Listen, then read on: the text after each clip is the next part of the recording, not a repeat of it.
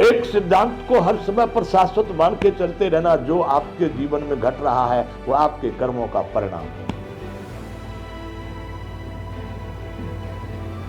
बंधुओं, यहां पर मैंने देखा है बच्चों से दुखी होकर के माता पिता को आत्महत्या करते हुए, माँ बाप से परेशान होकर के बच्चों को आत्महत्या करते हुए।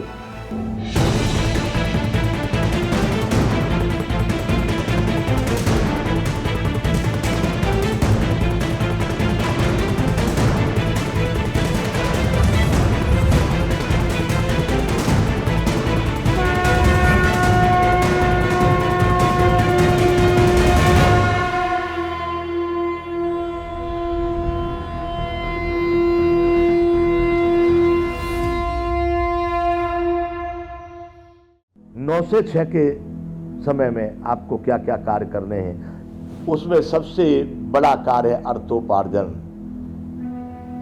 नौकरी वाले भी नौकरी कर रहे हैं, तो जो लोग नौकरी में हैं, बैंक इत्यादि में हैं, पोस्ट ऑफिस में हैं, परिवहन में हैं, इनकम टैक्स में हैं, अनेक प्रकार के विभाग हैं, सुरक्षा विभाग में है, एक विभाग है, जितने विभाग हैं उन सभी विभाग के कर्मचारियों को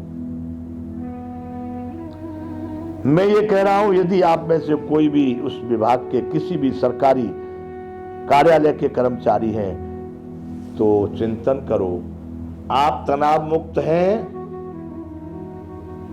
आपको कोई दबाव नहीं, आप बिल्कुल निरोग हैं, आप पूरे संतुष्ट हैं, आप शांति को प्राप्त हैं, आप जीवन में सुखी हैं, आपके परिवार में कोई कलेश नहीं है, कोई क्रंदन नहीं है।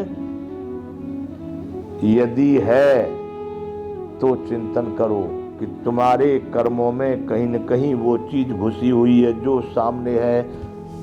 एक सिद्धांत को हर समय पर शाश्वत मान के चलते रहना, जो आपके जीवन में घट रहा है वो आपके कर्मों का परिणाम है। बंधुओं, यहां पर मैंने देखा है बच्चों से दुखी होकर के माता पिता को आत्महत्या करते हुए, माँ बाप से परेशान होकर के बच्चों को आत्महत्या करते हुए।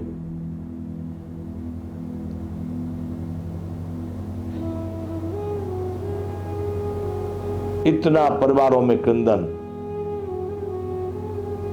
अपने रक्त वाले पुत्र पुत्री, भाई बहन, माता पिता, ये तो सब रक्त के संबंध वाले लोग हैं, इनमें इतना क्रंदन, इनमें इतना कलेश, इनमें इतनी कुमत।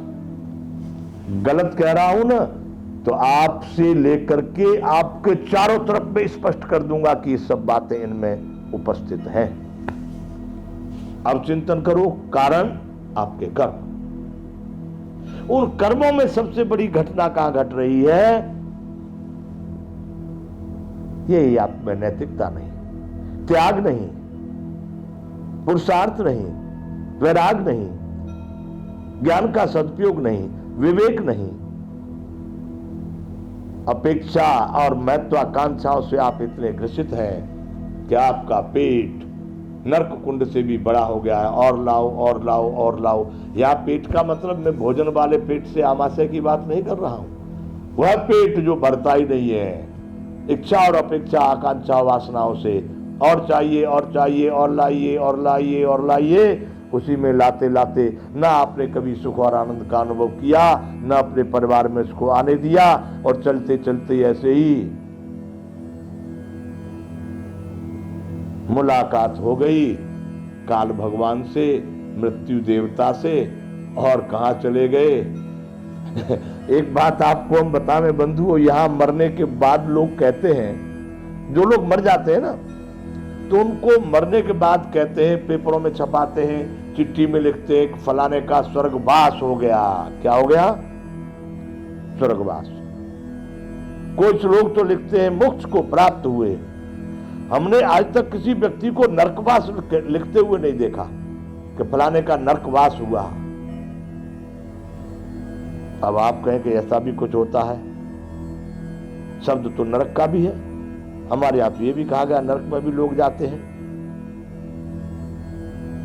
पर इतने उत्तम कर्म सबके हैं जो सब स्वर्ग में ही जा रहे हैं, या नरक वाला कर्म किसी का नहीं। इसके लिए बंधुओं में आपसे कहना चाहता हूं कि नरक और स्वर्ग यहीं से निर्धारित होंगे। जो व्यक्ति दुर्दशापूर्ण जीवन को कलेश क्रंदन और अनेक प्रकार की दुर्गतियों में जी करके शरीर को त्याग रहे, वो सीधे नरक में जा रहे हैं, सीधे नरक में, कोई संदेह नहीं।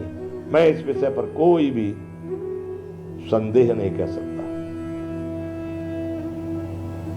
और जो व्यक्ति इसी शरीर में, इसकी जीवित अवस्था में परम आनंद, परम पूर्णता का अनुभव करते हुए अनेक प्रकार की राग द्वेष ईर्ष्या वैमनस्यता से निकलकर संतुष्ट आनंदमय जीवन जीते हुए शरीर को त्याग करके जा रहे हैं, उनको मैं कह सकता हूं कि जरूर वो अच्छी स्थिति को प्राप्त हो रहे हैं।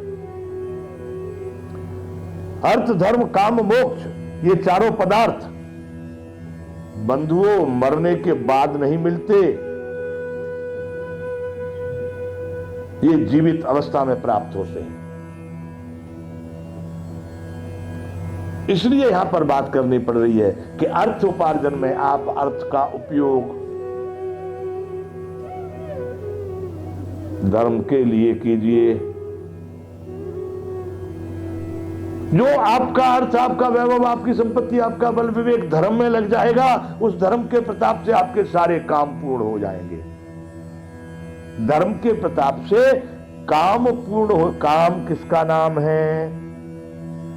कामनाओं का बाप, जिससे सभी कामनाएं उत्पन्न होती हैं, उसको कहते हैं काम।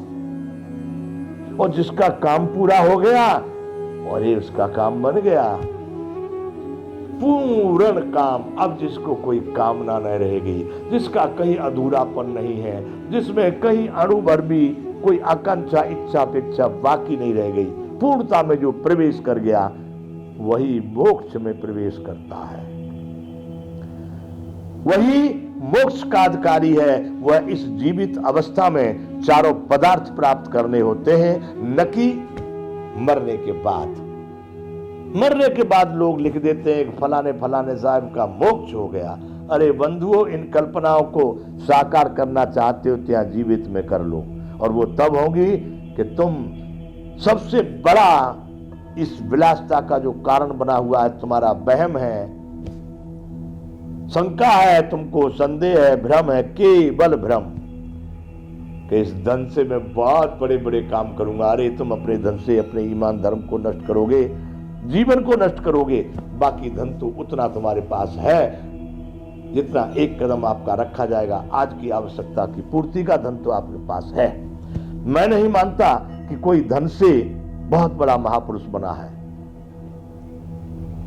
इसलिए बंधुओं, आप जो नौकरी कर रहे हैं, आप जो जहां भी जिस पद पर आप कार्यरत हैं, उस कार्य को पूरी अपनी सामर्थ्य के अनुसार करें, पूरी योग्यता के साथ करें, पूरी ईमानदारी के साथ करें और पूरा समय देकर करें। मन चित्त बुद्धि सबको लगाकर एकाग्रता से करें, और उसमें आपका जो भी वेतन आपको प्राप्त हो रहा है, उसमें उतना विधि पूर्वक उसका आप बजट तैयार करें कि जिसमें आनंद पूर्वक आप जी सकें। हाथ फैलाने की आवश्यकता न पड़े, कमी आपको उसमें नहीं दिखाई दे कि बहुत कुछ अभी बहुत कम पड़ रहा, बहुत कम नहीं। जो व्यक्ति जहां जैसी स्थिति में है वहां पर अगर वो संतुष्ट नहीं, तो स्वर्ग का राज्य मिलने पर भी वो संतुष्ट नहीं हो सकता। इसलिए वह संतुष्टि, वह शांति, वह आनंद आपके साथ सर्वदा सर्वत्र सर्व के लिए प्राप्त कीजिए, समर्पण कीजिए, पा लीजिए। यही है। आप कदापि भूल में न रहें कि आपको कहीं दूसरी जगह स्वर्ग मिलेगा। यही है।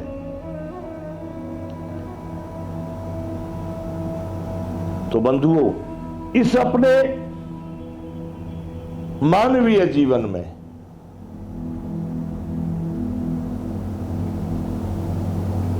परम आदर्शपूर्ण जीवन को आप जिए, और उससे ही आपका जीवन धन्य हो जाएगा। आप अपने जीवन को उन पुरुषों की श्रेणी में स्थान दिला सकते हैं। आप अपने नाम को, अपने पूर्वजों को वहां तक स्थान दिला सकते हैं जहां पर आपने विचार भी नहीं किया होगा। वो धन से नहीं, धर्म से होगा। इसलिए बंधुओं, इस जीवन पद्धति को आप समझिए और नैतिकता का आप पालन कीजिए।